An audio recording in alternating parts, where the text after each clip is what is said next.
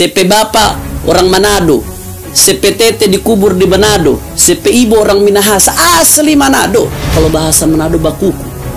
Bakuku itu seperti serigala. Biasanya mereka keluarkan itu kalau mau perang.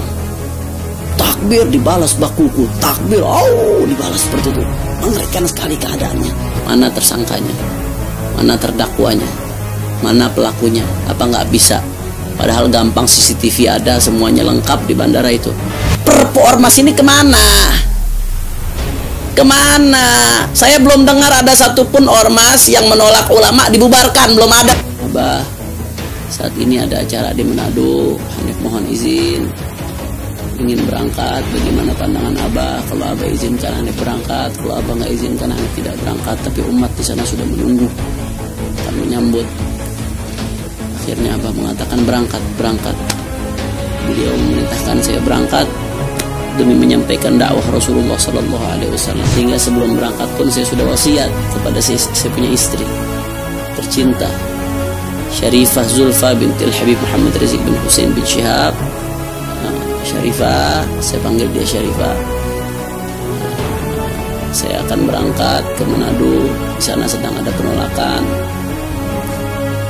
Saya wasiat, kalau sampai saya syahid, mohon diikhlaskan. Dan saya titip anak kami Abu Bakar pada saat itu. Saya bilang, saya titip anak kita Abu Bakar, anak kita tercinta, besarkan dia. Mudah-mudahan kelak menjadi orang alim dan mujahid.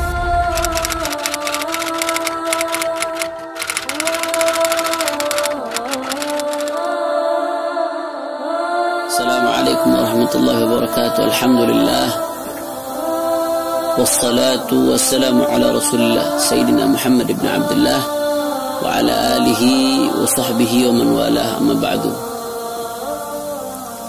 Jadi pada saat itu semuanya bermula dari hari Senin pagi.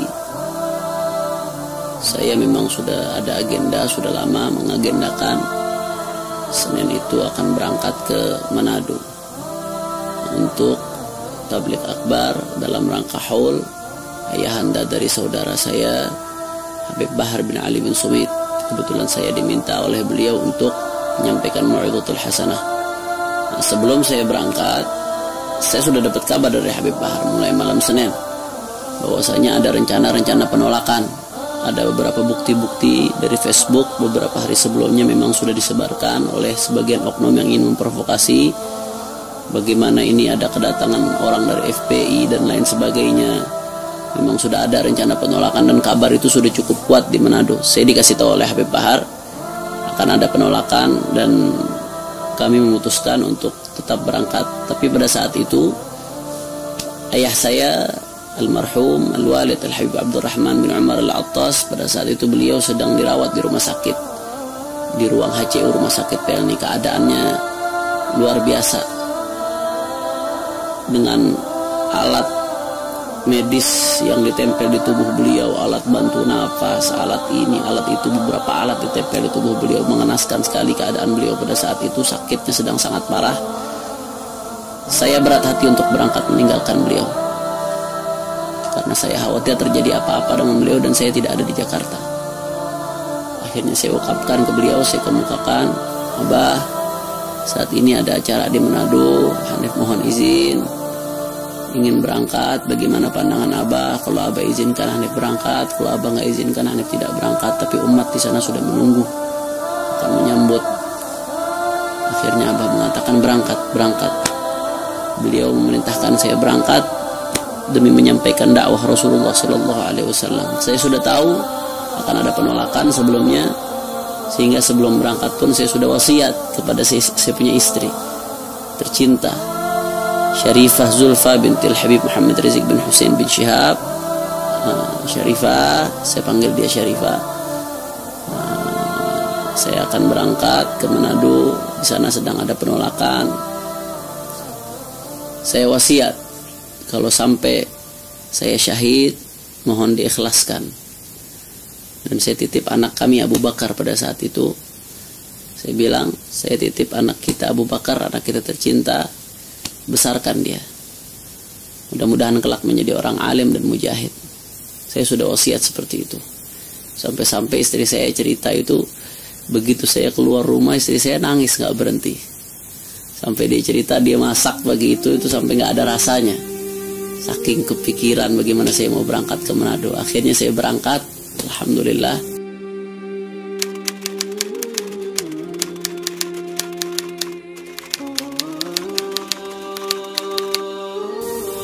Waktu itu seharusnya satu pesawat dengan Habib Bahar, tapi beliau kejebak macet. Habib Bahar terlambat. Saya berangkat dengan murid saya Ridwan, sekaligus yang suka nyupir mobil saya. Kami berangkat duluan. Habib Bahar berangkat penerbangan selanjutnya kurang lebih dengan jarak 1,5 jam dengan penerbangan saya. Saya lebih dulu 1,5 jam. Begitu tiba di Manado, di pintu pesawat saya ditunggu petugas. Habib jangan masuk dulu. Ini di luar ada gejolak. Habib ikut kami. Saya diajak ke ruang tunggu. Begitu sampai di ruang tunggu, datanglah petugas dari asisten 1 gubernur, kemudian Kasbangpol pada saat itu, dan dari Direktur Intel Polda Sulawesi Utara, begitu juga dan Lanut, Komandan Angkatan Udara. Nah, dari asisten 1 gubernur itu menceritakan, Habib, kami menyatakan bahwasanya setelah tadi musyawarah dengan para demonstran di bawah, mereka jumlahnya sangat banyak, mengkhawatirkan sekali keadaannya, kami memutuskan bahwasanya Habib tidak bisa turun demi alasan keamanan, karena khawatir akan terjadi bentrokan, katanya seperti itu. Dengan alasan ini itu mereka minta untuk saya pulang. Akhirnya saya katakan, yang pertama, saya datang ke sini untuk dakwah. Saya katakan, dakwah ini adalah kegiatan yang dilindungi oleh undang-undang kita. Undang-undang kita menjamin kebebasan setiap warga negaranya untuk menyampaikan dakwah. Apalagi ini acara di masjid, di rumah ibadah, nggak boleh dilarang-larang. Itu yang pertama saya sampaikan. Seharusnya aparat itu bisa menjadi pengawal berjalannya undang-undang. Apa artinya aparat kalau nggak bisa mengawal warganya untuk bisa menjalankan ibadah, untuk bisa menjalankan amanat undang-undang? Apa gunanya aparat kalau tidak bisa melakukan demikian? Itu yang pertama saya sampaikan pada saat itu. Kemudian yang saya sampaikan yang kedua, justru penolakan-penolakan seperti ini yang merusak kebinekaan kita. Kalau memang ada masalah dengan konten ceramah saya, silahkan tuntut, saya siap kok bertanggungjawabkan secara hukum. Dan yang kedua, ini sekarang terjadi di daerah yang mayoritas non-muslim. Nah, bagaimana kalau muslim di daerah-daerah lain yang merupakan mayoritas, mereka marah, ulamanya ditolak. Dan kemudian hari akhirnya ada tokoh-tokoh non-muslim datang ke daerah mereka, ditolak. Karena apa? Karena mereka marah dengan kejadian penolakan para ulama, penolakan para tokoh muslim. Walaupun saya sendiri bukan ulama, saya cuma seseorang santri, saya nggak punya ilmu. Tapi pasti otomatis umat Islam marah melihat saudaranya ditolak. Ini yang memicu pecah belah bangsa kita. Ini tidak boleh dibiarkan. Dan saya yakin 100% pasti ada aktor intelektual di balik itu. Pasti, tidak mungkin tidak. Ada aktor intelektual di balik itu. Tapi sayangnya, sayang 1000 sayang, kita lihat selama ini aktor intelektual tidak pernah ditangkap. Beberapa kali ada penolakan di bandara, mulai dari Tengku Zulkarnain, Kiai Sobri Lubis di Kalimantan Barat, Kiai Haji Ja'far Siddiq di Kalimantan Utara, kemudian Ustadz Abdus Somad dulu di Bali juga pernah terjadi penolakan. Sampai sekarang tidak ada kelanjutan proses hukum. Ini kemana? Padahal bandara objek vital, nggak boleh ada demonstrasi di bandara, undang-undangnya jelas. Bahkan apalagi sampai membawa senjata tajam. Ini pakai senjata tajam, menari tarian perang, mengeluarkan suara-suara yang sangat mengerikan. Dari siang sampai sore mereka bisa bebas pegang senjata tajam di bandara. Ada apa? Kemana aparat keamanan kita? Kemana pelaksanaan undang-undang yang harusnya dijalankan dengan baik? Ini jadi pertanda tanya besar. Bahkan saya dengar dari beberapa orang yang mengerti hukum, pada saat itu seharusnya kalau orang bawa senjata di bandara, di objek vital ini bisa ditembak seharusnya.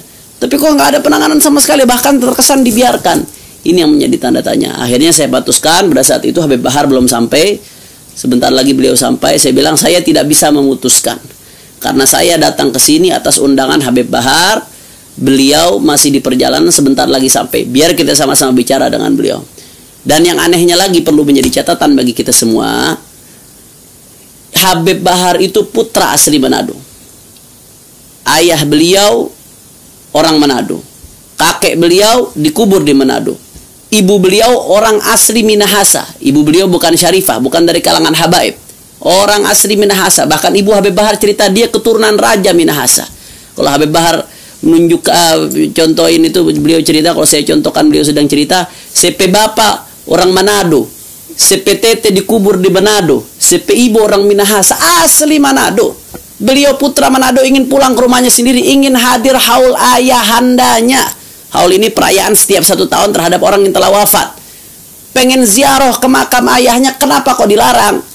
Tanda tanya besar. Selama ini beliau sudah adakan haul 7 tahun, belum pernah sekalipun ditolak. 1 tahun beliau bisa 4 kali pulang, nggak pernah sekalipun ditolak. Tapi kenapa kok sekarang tiba-tiba ada penolakan? Lucu, sangat lucu sekali. Nah, apakah ada hubungannya dengan pilpres yang sudah di depan mata? Wallahu a'lam. Tapi jangan salahkan kalau masyarakat berpikir ke sana, karena otomatis pasti masyarakat akan mengkait-kaitkan itu udah sesuatu yang lazim. Nah, itu yang perlu menjadi perhatian kita. Kemudian jadi tanya besar kenapa sampai bisa ada penolakan. Dan waktu itu sempat dimediasi antara pimpinan-pimpinan ormas. Mereka mengatakan ini masyarakat, kita nggak bisa mengendalikan. Mungkin ini mereka beranggapan karena Habib ini ceramahnya provokatif. Habib Bahar menegaskan pada saat itu, saya tidak ceramah, kata Habib Bahar. Saya tidak akan ceramah. Saya paling hanya sambutan, yang ceramah Habib Hanif karena saya Sahibul Bait. Dan kalau memang ditakutkan Habib Hanif menyampaikan kata-kata yang provokatif, silahkan kita buat perjanjian di sini. Dalam ceramah tidak akan ada pembahasan yang berkaitan dengan politik. Kita tantangi pada saat itu, tapi mereka tetap nggak mau dengan alasan ini masyarakat tidak bisa dikendalikan. Dan satu yang perlu dijadikan catatan, mereka mengatakan kami menolak ini karena Habib ini orang FPI. Saya ditunjuk pada saat itu. Kata Habib Bahar, beliau FSI. Ya FSI, saya pejuang FPI. Habib Bahar bukan FPI, bukan, kata Habib Bahar, tapi saya cinta mati dengan FPI. Habib Bahar menyampaikan pada saat itu.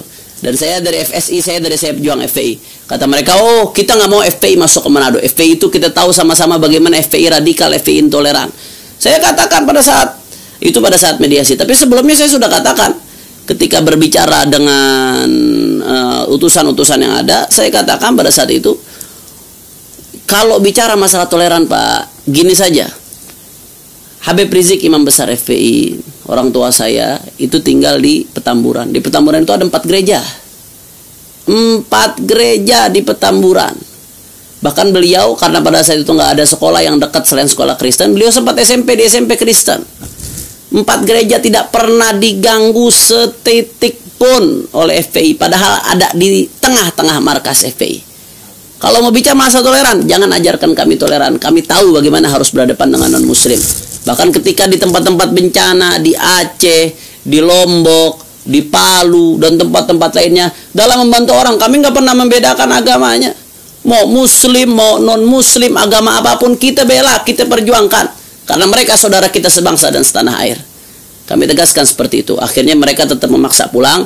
Bahkan asisten 1 gubernur dan Kasbang Pol mengatakan, terakhir, iya ini tolong, ini amanat dari Bapak Gubernur dan Wakil Gubernur, dengan hormat Bapak berdua ini harus pulang demi keamanan. Kata mereka seperti itu pada saat itu. Udah 1 jam gara-gara nungguin kita. Penumpang sudah di dalam. Tapi mereka berharap itu pesawat terakhir nggak terbang agar kita pulang. Tapi saudara saya Habib Bahar bin Smith, karena itu acara beliau, saya serahkan keputusan ke beliau. Beliau mengatakan, Habib, kita tetap tidak pulang. Bahkan di situ beliau mengatakan, saya pilihan saya hadir acara hall abah saya atau saya mati, kata beliau. Habib Bahar menawarkan kepada saya, Habib, kalau Anda mau pulang silahkan pulang demi keamanan antum, yang penting antum aman. Saya katakan ke Habib Bahar, Habib, kita datang bersama-sama di sini. Kita datang bersama-sama, pulang bersama-sama. Hidup bareng-bareng, kalau antum mati kita mati bareng, Habib. Saya katakan seperti itu ke Habib Bahar. Akhirnya kita memutuskan untuk turun. Pada saat itu kita lihat ketika kita mau turun, dari yang Pemda tidak memberikan solusi, dari pemerintah daerah tetap memaksa kita untuk pulang, dan yang dari kepolisian juga pada saat itu tidak memberikan solusi. Dan apresiasi serta terima kasih sebesar-besarnya kepada bapak-bapak dari TNI Angkatan Udara dan Angkatan Darat. Mereka yang luar biasa membantu kami untuk bisa keluar. Pada saat itu keadaannya sudah negang sekali. Itu di bandara dari siang sampai sore, laskar-laskar Kristus dari berbagai ormas yang ada. Mereka sudah ada di depan bandara mengancam ini itu, bahkan melakukan tarian-tarian perang seperti yang bisa dilihat mungkin di videonya itu. Tarian perang. Bahkan ada sumber-sumber yang mengatakan kepada saya biasanya tarian-tarian seperti itu ada yang melakukannya sambil mabuk. Tapi Allah alam, itu informasi yang saya terima dari sumber. Artinya udah menakutkan sekali di luar. Dan makin malam ketika umat Islam di Manado dengar kami belum bisa keluar, itu umat Islam datang dari berbagai daerah. Mereka datang ke bandara. Yang saya dengar dari bandara itu, yang satu kelompok teriak takbir, Allahu Akbar, takbir, Allahu Akbar. Dibalas dengan kalau bahasa Manado bakuku. Bakuku itu seperti serigala. Au, au. Biasanya mereka keluarkan itu kalau mau perang. Takbir dibalas bakuku. Takbir, au, dibalas seperti itu. Mengerikan sekali keadaannya. Andai kata saya dan Habib Bahar turun lewat pintu bawah, perang terjadi pada saat itu. Pertumpahan darah tidak bisa dihindarkan. Kita bisa jamin. Apalagi di sana ada tombak dan lain sebagainya.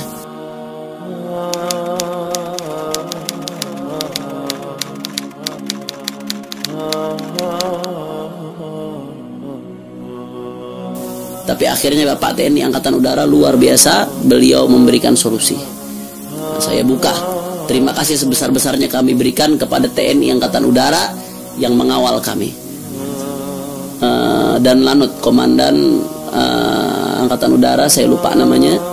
Beliau dan wakilnya pada saat itu. Yang turun komandannya langsung. Terima kasih sebesar-besarnya. Beliau mengajak kita ke lewat pintu belakang. Kemudian lewat markas Angkatan Udara pada saat itu kami menyamar. Saya pakai jaket, tidak pakai peci, Habib Bahar rambut dikuncir, pakai topi. Karena kalau kita paksa lewat keluar, lewat bawah nggak masalah, kita nggak takut dengan kematian.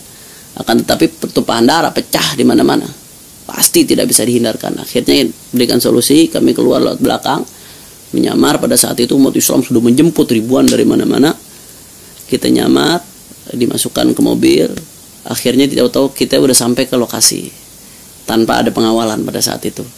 Kalau sampai di tengah-tengah jalan tersweeping, mungkin saya sudah nggak bisa berbicara di sini. Nah, tapi alhamdulillah kita bisa sampai ke lokasi. Begitu sampai di lokasi, suasana haru luar biasa. Turun dari mobil, kami ganti baju di mobil, langsung pakai baju koko, pakai peci pada saat itu, pakai rida, pakai sorban. Turun dari mobil disambut takbir, tangisan haru luar biasa oleh masyarakat yang ada setempat dekat Masjid Habib Ali bin Sumit, masjid dari kakeknya Habib Bahar.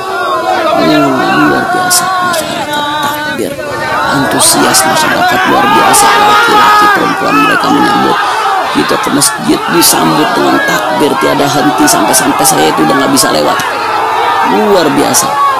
Duduk di masjid sebentar, akhirnya kita ke panggung yang ada di luar masjid. Alhamdulillah tabligh akbar bisa berjalan. Dan poin catatan penting pada saat tabligh akbar itu, selain saya berbicara tentang haul, tentang bagaimana amal-amal yang bisa memberikan manfaat kepada orang yang sudah meninggal dunia, yang kedua saya ajak bersolawat untuk meningkatkan cinta kepada Nabi Muhammad, yang ketiga yang saya bahas apa? Bagaimana indahnya kasih sayang Islam, yang saya bahas dalam ceramah itu. Karena kan mereka nuduh FPI radikal, intoleran dan lain sebagainya. Saya jelaskan bagaimana Islam mengajarkan kepada kita toleransi yang begitu luar biasa yang tidak diajarkan oleh agama manapun. Islam mengajarkan supaya kita tidak mengganggu sesama manusia walaupun beda agama. Selama hubungannya baik, selama bukan dalam keadaan perang, gak boleh kita ganggu. Islam jangankan manusia yang beda agama, binatang pun gak boleh diganggu. Bahkan ada riwayat satu orang perempuan itu masuk neraka gara-gara pernah menyiksa kucing. Gara-gara kucing orang masuk neraka. Artinya Islam begitu rahmat dan luar biasa. Jangankan makhluk hidup seperti binatang, makhluk yang tidak kelihatan hidup pun seperti pohon-pohon, itu Islam memerintahkan kita untuk menjaganya. Ar-rahimuna yarhamuhumur rahman yarhamuhum fil ardi yarhamukum man fis sama. Jadi saya jelaskan di situ bagaimana musuh kita itu bukan orang Nasrani, musuh kita bukan orang non-muslim, tapi musuh kita adalah mereka yang ingin mengadu domba sesama anak bangsa. mereka yang ingin merusak kebinekaan kita, mereka yang ingin memecah belah NKRI. Itu musuh kita yang sesungguhnya, itu yang mesti kita lawan. Dan saya juga menjelaskan bagaimana pentingnya cinta kepada negara. Saya mengutip satu syair yang digubah oleh Al-Habib Idrus bin Salim Al-Jufri, pendiri Al-Khairat. Kullu ummatin raha ramzu izzin wa ramzu izzina al-hamra wal bidau. Jadi saya jelaskan tentang itu. Kami nggak keluar dari tema sama sekali. Tapi hati-hati kami katakan, Islam cinta damai. Islam perintahkan untuk jangan cari musuh. Tapi manakala musuh datang, bagi umat Islam pantang untuk menyerah walaupun sampai berdarah-darah. Artinya kita bangkitkan toleransi umat, tapi di sisi lain kita bangkitkan semangat umat di dalam membela agama Allah Subhanahu wa Ta'ala. Nah, kemudian setelah selesai saya ceramah, kita tutup dengan sholawat badar, aksi bela Islam, ditutup dengan doa. Habis itu Habib Bahar menyampaikan sambutan. Beliau tidak ceramah, beliau sampaikan sambutan. Tapi yang jelas di situ beliau minta terakhir itu kepada umat agar jangan ada yang pulang. Mereka tetap menjaga di tempat demi keamanan. Akhirnya alhamdulillah acara selesai, ribuan umat tidak pulang pada saat itu. Nah, kami makan malam. Setelah makan malam itu beberapa jam kami di bandara. Saya dari jam 5 di bandara sampai ke lokasi acara kurang lebih jam 11 pada saat itu. Cukup lama di bandara. Selesai acara, kita masuk ke rumah, baru duduk sebentar setelah makan istirahat. Tahu-tahu di masjid ada suara takbir. Umat keluar semuanya. Mereka ambil senjata, ambil pedang, ambil parang. Jangankan laki-laki, perempuan pun megang pedang saya lihat pada saat itu. Ternyata ada dari mereka yang sakit hati, dari kalangan musuh, dari kalangan teroris saya sebut ya, teroris, radikalis, kafir, pemecah belah NKRI ini. Mereka sakit hati kita bisa lolos sampai ke lokasi. Mereka mau coba menyerang kampung Islam, tempat tabligh akbar. Begitu mereka mau masuk nyerang, dihadang oleh aparat, dihadang oleh TNI, dan seluruh umat Islam yang ada di kampung keluar ikut menjaga. Jadi posisi tabligh akbar adanya di tengah-tengah kampung. Semua kampung sekitar umat Islam keluar, sampai ibu-ibu ikut bawa pedang pada saat itu. Sehingga akhirnya musuh nggak bisa berbuat apa-apa, kocar-kacir habis. Sempat ada serangan 2-3 kali kalau tidak salah pada malam itu. Cukup tegang keadaannya. Habib Bahar mencoba pengen keluar. Beliau luar biasa Habib Bahar. Beliau mencoba pengen keluar, saya diamankan di kamar karena saya tamu. Mereka katakan aib kalau sampai tamu kehormatan kami sampai tumpah darah di sini, sampai jatuh walaupun satu lembar rambutnya, saya nggak dikasih keluar. Saya ditaruh di dalam kamar. Tapi Habib Bahar pengen keluar, namun termasuk ibu Habib Bahar mencegah, karena kalau sampai beliau keluar, sampai terjadi apa-apa dengan beliau bisa bahaya, umat bisa marah di mana-mana. Akhirnya luar biasa malam itu tegang. Kami dihubungi umat Islam dari berbagai daerah. Mulai dari Aceh, Sumatera, dari Sumatera Selatan, Banten, Jakarta, DKI, kemudian Samarinda, Kalimantan Barat, Kalimantan, luar biasa umat Madura, dan berbagai daerah lainnya. Mereka katakan apa? Habib, kalau sampai 1 lembar rambut Habib jatuh, kita perang Habib. Kalau sampai 1 lembar rambut Habib jatuh, markas mereka di mana tempat akan kita habisi Habib. Marah umat Islam pada saat itu di mana? Ribuan WhatsApp yang masuk ke saya. Sampai WhatsApp saya hang pada saat itu. Saya sampai install ulang, nggak bisa dibuka. Saking banyaknya pesan yang masuk. Artinya keadaan sudah tegang betul. Sampai jam 5, kurang lebih jam 4 lewat. Kita sholat subuh. Saya imam sholat subuh di Masjid Habib Ali bin Sumit.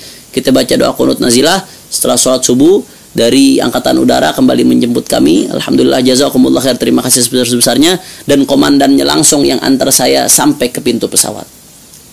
Jadi sekali lagi, karena pada saat itu mereka masih belum terima informasi yang sampai kepada saya dari Angkatan Udara mengatakan bahwasanya pagi ini mereka mencoba menghadang lagi, ada 2 truk yang menghadang. Saya sendiri tidak lihat. Itu di jalan kami dibuat rekayasa lagi, kami menyamar lagi. Alhamdulillah kami bisa sampai ke bandara dan bisa pulang. Sampainya di Jakarta, saya dapat kabar ayah saya kritis. 1,5 jam setelah saya sampai di Jakarta, akhirnya ayah saya meninggal di tangan saya ketika saya bisikkan kalimat tauhid. Dan saya ingat betul pada saat itu saya bisikkan ayat, ya ayyatuhan nafsul mutmainnah irji'i ila rabbiki radiyatan mardiyah wadkhuli fi ibadi wadkhuli jannati. Dan alhamdulillah beliau kembali ke rahmat Allah Subhanahu wa taala dalam keadaan tenang, mudah-mudahan husnul khatimah. Nah, jadi itu yang terjadi pada saat itu.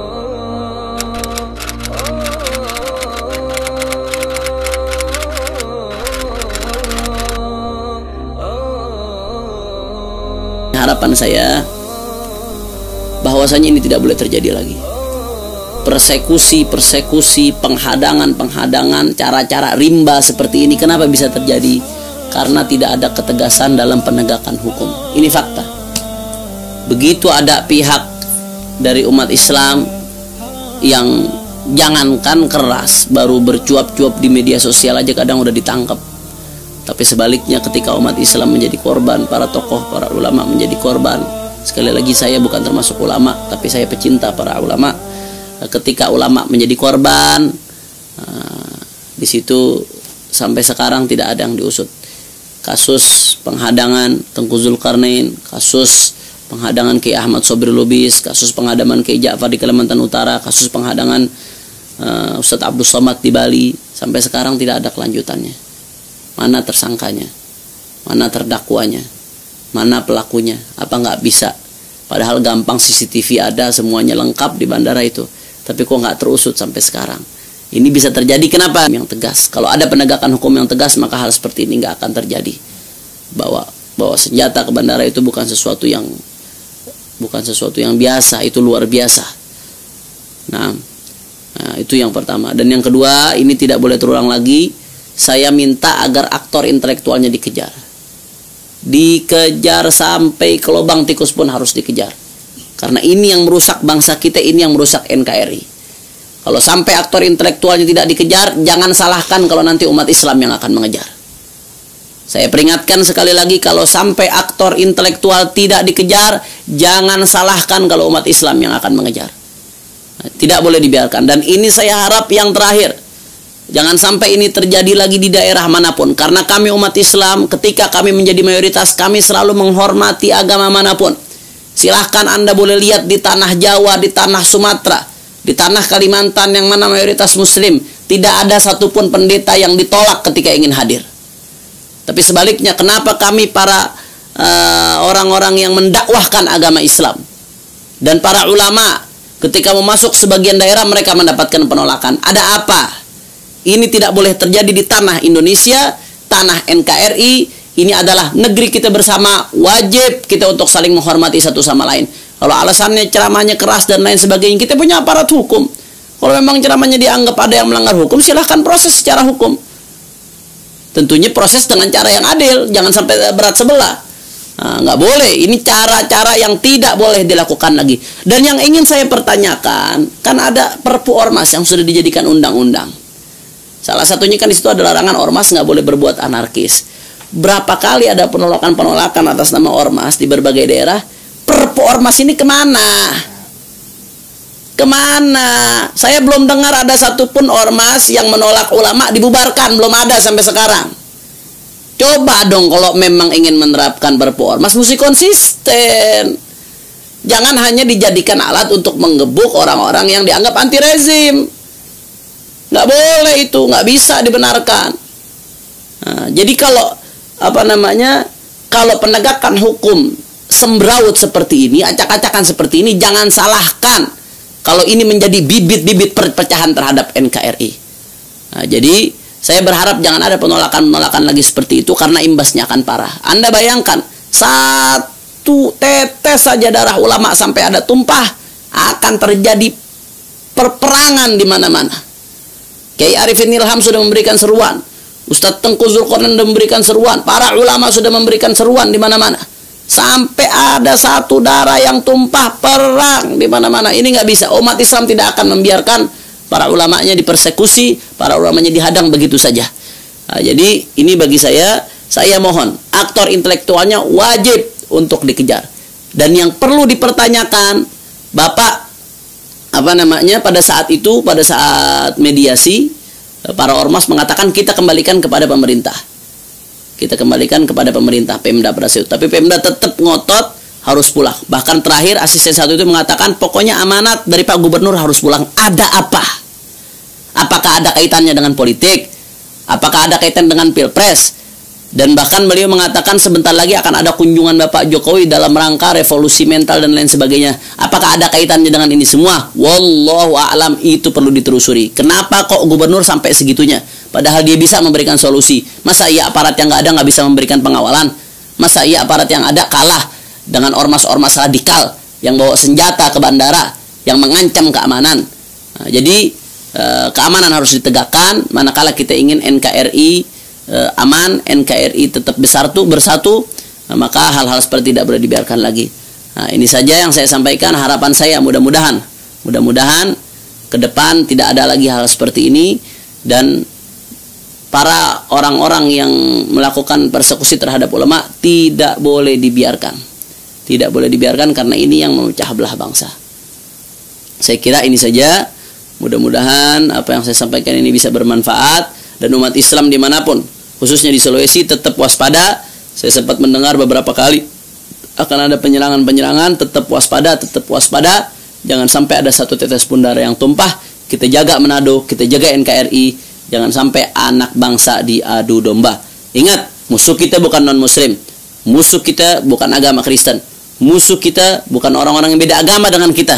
Tapi musuh kita yang sesungguhnya adalah siapapun yang ingin mengadu domba antar umat beragama, siapapun yang ingin memecah belah NKRI. Nah, ini saja yang saya sampaikan, lebih kurangnya mohon maaf. Assalamualaikum warahmatullahi wabarakatuh.